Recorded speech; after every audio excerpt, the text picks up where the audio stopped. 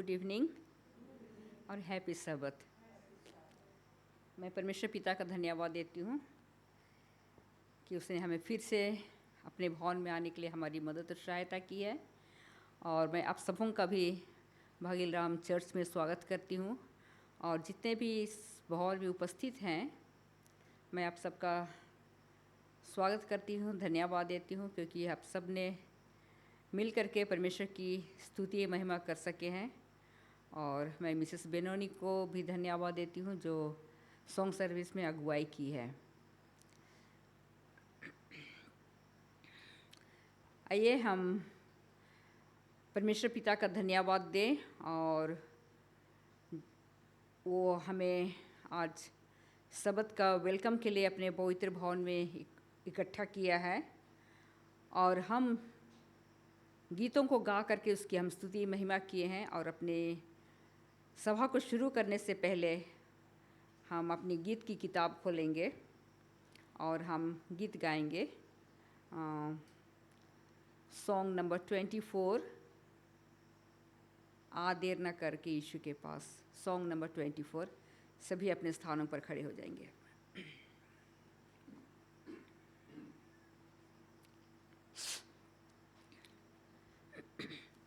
आ देर न करके यीशु के पास, अब उसकी बात पर कर तू विश्वास। यहाँ वह करता बीच में निवास, प्रीति से कहता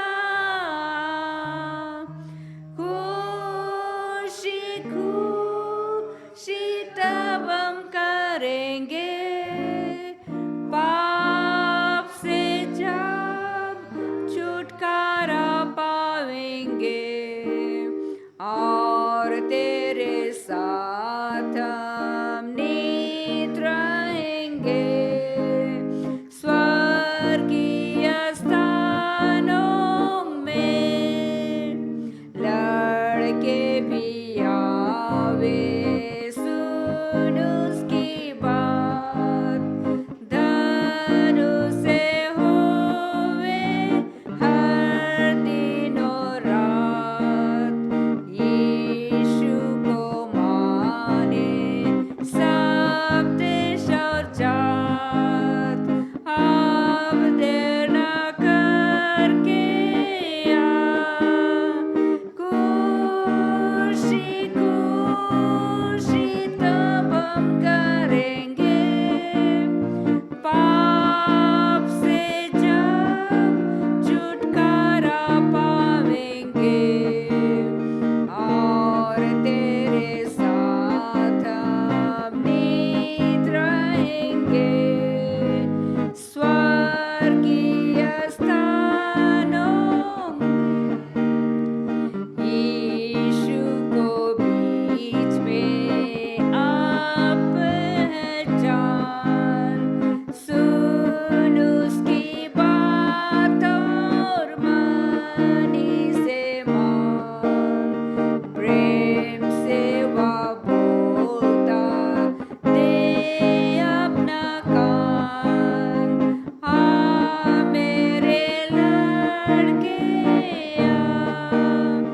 खुशी खुशी तब हम करेंगे, पाप से जब छुटकारा पावेंगे। और तेरे साथ हम नित रहेंगे, स्वर्गीय स्थानों में। आइए हम अपने सिरों को झुकाएंगे, हम प्रार्थना करेंगे। सर्वशक्तिमान दयालु प्रभु परमेश्वर पिता, हम तेरा धन्यवाद देते हैं प्रभु, क्योंकि अब तक तू हम सबों को संभाला है, सुरक्षित रखा है और हम सबको भला चंगा स्वस्थ रखा है। तेरा धन्यवाद करते हैं। हम जीवन के तमाम आशीषों के लिए हम तेरा धन्यवाद देते हैं प्रभु परमेश्वर पिता। हमारे लिए तू रहने के लिए घर दिए हैं, पहनने के लिए कपड़े और खाने के लिए भोजन वस्तु दी है। प्रभु परमेश्वर पिता, हम तेरा धन्यवाद करते हैं। हम धन्यवाद करते हैं प्रभु परमेश्वर पिता, पूरे हफ्ता भर तू हम सबको संभाला है और हमें फिर से सबत दिन के शुरू में तेरे भवन में आने के लिए हमारी मदद और सहायता की है और हम तेरे सामने अपने सिरों को झुका सकते हैं। हम अपने जीवन को तेरे हाथों में सौंप सकते हैं और इस समय हम तेरी उपस्थिति हम चाहते हैं प्रभु परमेश्वर पिता, तो हमारे बीच में हो, क्योंकि तेरा वचन कहता है कि जहाँ 2 या 3 उपस्थित होते हैं मैं उनके बीच हाजिर होता हूँ। प्यारे प्रभु परमेश्वर पिता, तो जितने लोग हम सब यहाँ पर उपस्थित हैं सबों को नाम ब नाम आशीष से भरपूर करना और हमें संभालना, सुरक्षित रखना। हम प्रार्थना करते हैं पूरे दुनिया के कलीसिया के लिए भी प्रभु, जहीं कहीं भी तेरे लोग इकट्ठे उपस्थित होकर के तेरा धन्यवाद करते हैं, तेरी स्तुति महिमा करते हैं, तेरे वचनों को सुनते हैं, सीखते हैं। प्रभु सबको आशीष से भरपूर करना।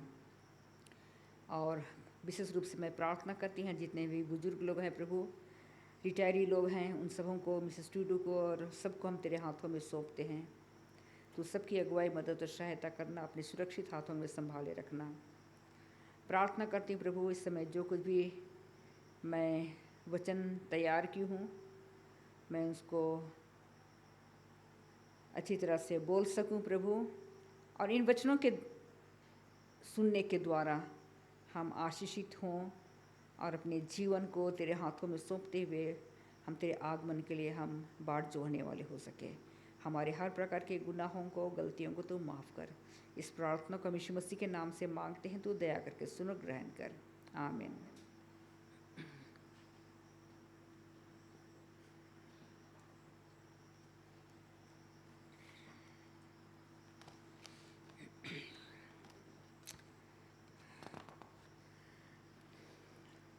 मैं आज जो टॉपिक आप सबके लिए चुनी हूँ वो है मत डरो, मत डरो। अगर हमारे पास बाइबल है तो हम खोलेंगे यशायाह का किताब 41 का 10। यशायाह का किताब 41 का 10 और मैं इसको पढ़ना चाहूँगी। यहाँ कहता है, मत डर क्योंकि मैं तेरे संग हूँ, इधर उधर मत ताक क्योंकि मैं तेरा परमेश्वर हूँ। मैं तुझे दृढ़ करूँगा और तेरी सहायता करूँगा। अपने धर्ममय दाहिने हाथ से मैं तुझे संभाले रहूँगा। ये परमेश्वर का वायदा है अपने बच्चों के लिए, ये परमेश्वर का प्रॉमिस है और हमें ये कह करके हमें भरोसा दिलाते हैं कि मत डर क्योंकि मैं तेरे संग हूँ। और हम जब कभी भी किसी भी मुसीबत में पड़ते हैं, हम कभी कभी डर जाते हैं, घबरा जाते हैं, परेशान हो जाते हैं, लेकिन परमेश्वर का वायदा है, वो कहते हैं कि मत डर, मैं तुम्हारे साथ हूँ। ये जो मत डर जो शब्द हैं, ये परमेश्वर के क्या हैं? वायदा हैं अपने बच्चों के लिए। और ये शब्द जब परमेश्वर के मुंह से निकले हैं, जो सहायता और सुरक्षा का वादा करता है। परमेश्वर हमारी सहायता करता है, हमारा सुरक्षा करते हैं, ये परमेश्वर का वायदा है। और ये हमें उन वचनों से हमें क्या ढाढ़स मिलता है, जो हमारे भरोसे और विश्वास को क्या करता है? बढ़ाता है और मजबूत करता है। परमेश्वर ने अब्राहम से कहा, मत डरो, मैं तुम्हारी ढाल हूँ, तुम्हारा अति महान प्रतिफल मैं हूँ। ये परमेश्वर ने अब्राहम से कहा। फिर परमेश्वर ने इज़राइलियों से क्या कहता है? जब वो लाल सागर वो पार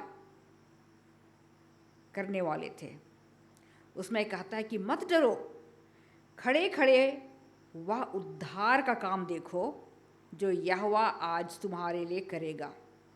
क्योंकि जिन मिस्रियों को तुम आज देखते हो उनको फिर कभी ना देखोगे।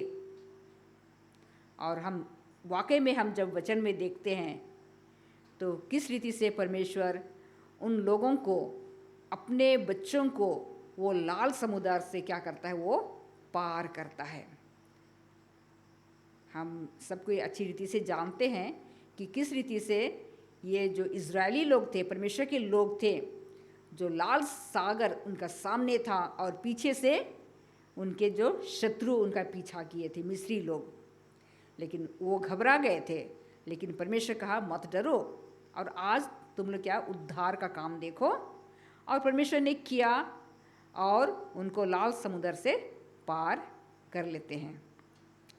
फिर यहोशू से कहते हैं, जब वो यरदन नदी पार करते हैं पूरा इज़राइलियों को ले करके, उस समय कहता है, हियाव बांध कर दृढ़ हो जा, भय न खाना, तेरा मन कच्चा ना हो, क्योंकि जहाँ जहाँ तू जाएगा वहाँ वहाँ तेरा परमेश्वर यहोवा तेरे संग रहेगा।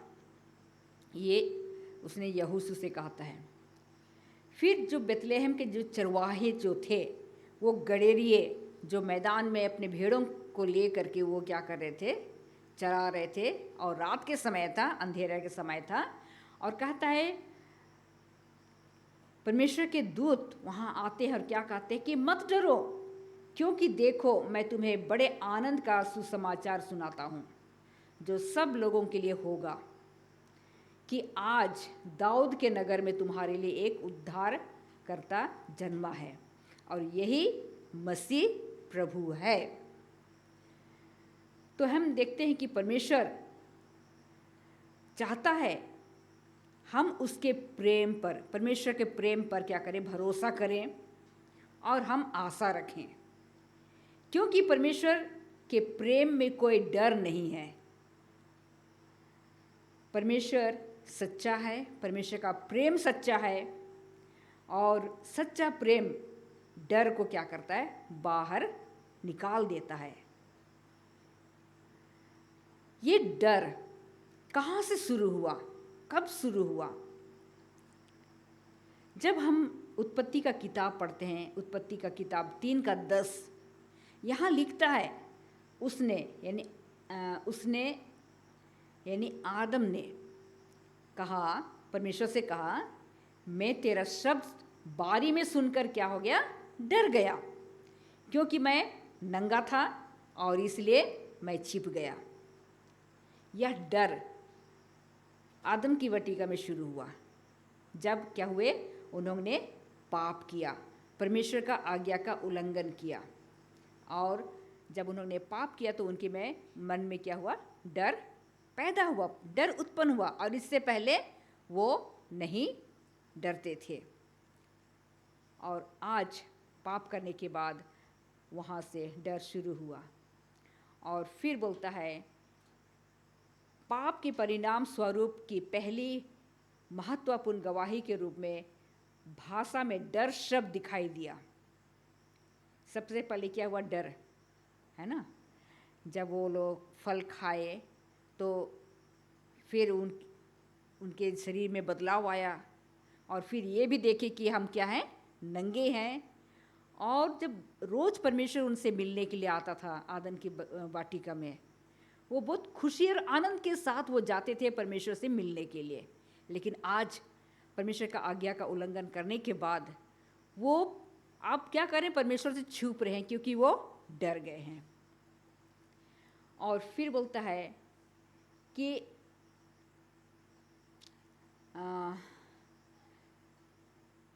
परिणाम स्वरूप की पहली महत्वपूर्ण गवाही के रूप में भाषा में डर शब्द दिखाई दिया, और मनुष्य के दिमाग में एक नई सोच, अनोखी भावना, असुरक्षा, असाहस, आंतरिक नंगापन, अकेलापन, सृष्टिकर्ता का अनजानपन और उनके आज्ञा का उल्लंघन करने के कारण हुआ। तो ये सारी चीज़ें, सबसे पहले डर हुआ, और उनके दिमाग में नई सोच उत्पन्न होना शुरू हुआ, अनोखी भावनाएं, अपने आप को वो सुरक्षित महसूस नहीं करने लगे, उनमें साहस अब नहीं हो रहा है, कैसे परमेश्वर का सामना करें।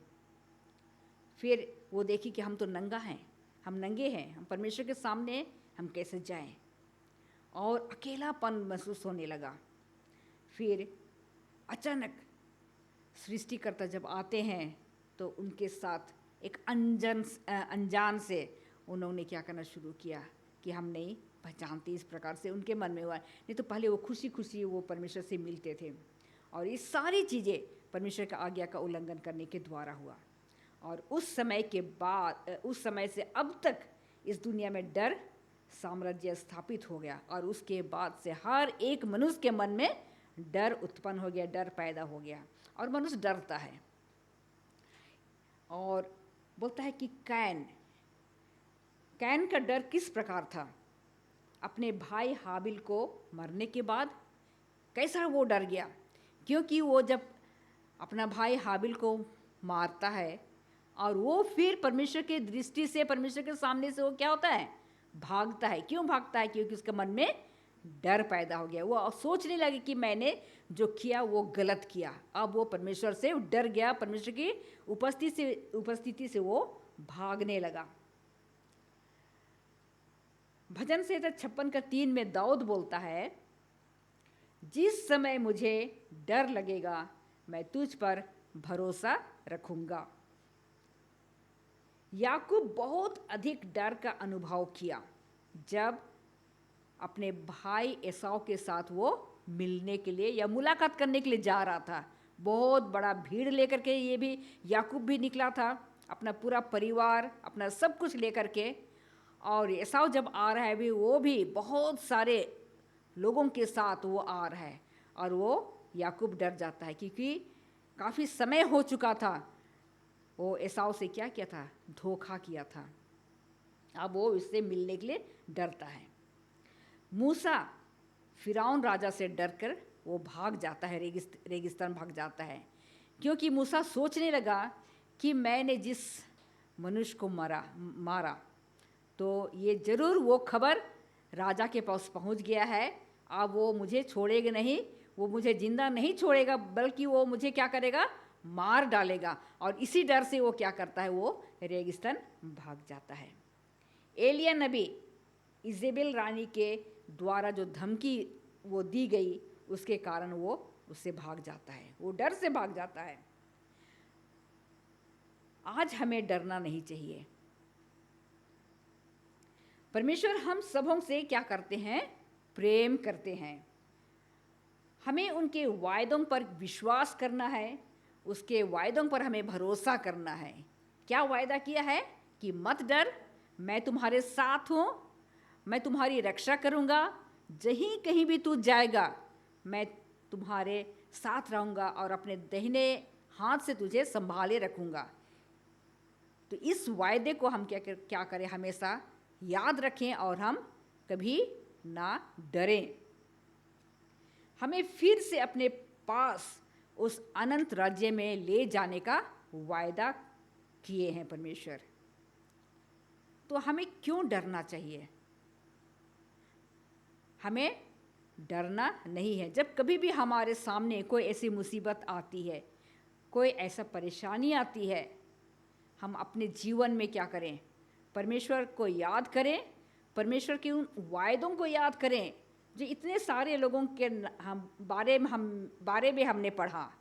परमेश्वर उनसे कहता है कि मत डरो, मैं तुम्हारे साथ हूँ, मैं तेरी सहायता करूँगा, मैं तुझे संभाले रखूँगा, मैं तुझे कुछ भी होने नहीं दूँगा। उन वायदों को हम याद करें। और परमेश्वर का वायदा ये भी है कि मैं दोबारा आ रहा हूँ और तुम्हें अपने साथ स्वर्ग ले जाऊँगा वहाँ किसी भी प्रकार का कोई डर नहीं होगा, ना कोई भय होगा।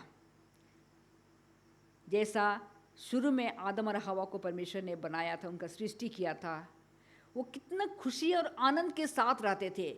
ना कोई डर था, ना कोई भय था, ना कोई दुख था, ना कोई पीड़ा था, तकलीफ था, कोई बीमारी नहीं था। परमेश्वर अपने साथ हम सबों को वहाँ ले जाने का वायदा किए हैं, इसलिए हमें डरने की ज़रूरत नहीं है।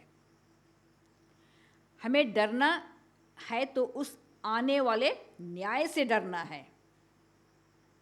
वचन कहता है तुम उस न्याय से डरो, जैसा हम लेसन स्टडी में जो हम सीख रहे थे 3 स्वर्गदूतों का संदेश। पहला स्वर्गदूत का संदेश क्या बोलता है? परमेश्वर से डरो और उसकी महिमा करो, क्योंकि उसका न्याय करने का समय आ पहुंचा है। तो हमें उस न्याय से डरना है। अगर हम गलत काम करते हैं, गलत रास्ते में हैं, तो हमारा न्याय भी उसी रीति से होगा, गलत। और अगर हम परमेश्वर के इच्छा के अनुसार चलते हैं तो उसी रीति से हमारा न्याय होगा। तो उस न्याय से डरो, कहीं ऐसा ना हो कि जब हमारा न्याय हो तो हमें उस आग में हमें जलना ना पड़े। और फिर बोलता है कि हमें डरना है तो उस आने वाले न्याय से जो सबों पर आने वाला है, जहाँ अनंत मृत्यु की दंड होगा। तो उस अनंत मृत्यु की दंड से हमें डरना है, उस न्याय से हमें डरना है। और इस रीति से परमेश्वर का वायदा हम दिन प्रतिदिन जब हम अपने जीवन को व्यतीत करते हैं, परमेश्वर के उन वायदों को हमेशा याद रखें, उस पर विश्वास करें, उसके वायदों पर विश्वास करें, उसके वायदों पर हम भरोसा करें। और इस रीति से हम परमेश्वर की हर उन आज्ञाओं पर हम चलने की कोशिश करें। और परमेश्वर हमें क्या करेंगे? संभालेंगे और सुरक्षित रखेंगे, और हमें दिन प्रतिदिन अपने साथ हमें चलने के लिए हमारी मदद और सहायता करेंगे। इन वचनों के द्वारा आप सब इन वचनों के सुनने के द्वारा हम परमेश्वर का भी धन्यवाद करते हैं, और आप सबका भी कि हम आप सब इस वचन को सुन सके हैं और परमेश्वर हम सबों को आशीष देवे। Thank you.